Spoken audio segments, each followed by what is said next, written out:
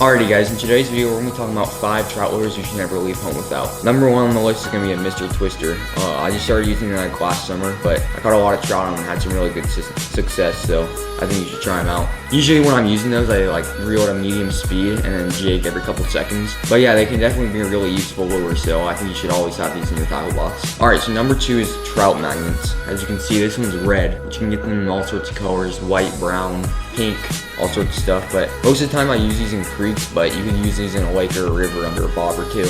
Usually when I reel them, I just kind of do like small but a lot of jigs, so I'm kind of like reeling, like jigging fast. I don't really know what they're supposed to look like, but trout like them. I guess that's why they're called trout magnets. Okay, so the third lure is gonna be a spoon or a spinner. I think these are pretty similar though, so that's why I put them in the same category. When you reel them, they shine, can easily catch a trout's attention. I think it's supposed to look like a minnow or something, and when it goes by and shines, the trout thinks it's a minnow, and then you get a reaction bite. They're really useful in lakes and maybe rivers, but if you're gonna fish in like a creek, it probably had to be either like a kind of big creek or like for the creeks I fish in my other videos, then they probably have to be like a little bit smaller version than this, like half the size of this. Just like whatever the size of the fish are there, just like kind of match it with the lure. The fourth lure is just gonna be like a fly under a clear casting bobber.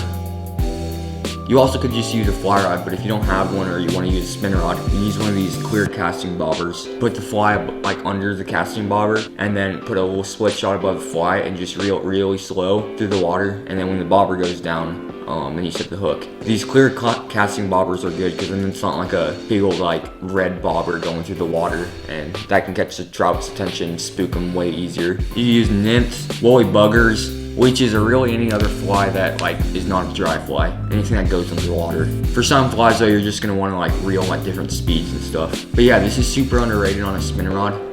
But yeah, I think you should give it a try. Last but not least, the fifth lure is a worm. Alright, I'll admit that it's not really a lure, but the whole point in getting up in the morning and going fishing is to catch fish. And if you're a beginner or something, I even still use like worms. Like I don't even care. I'm just trying to catch fish. I'm not like I think it's more fun to catch a fish on a lure or fly, but I'd rather catch fish than like go all day without catching any fish on lures. But yeah, definitely if you're a beginner or something, just throw a worm on there. Don't feel bad about catching a trout on a worm. But yeah, if you learned anything from this video, make sure to check out the video right there.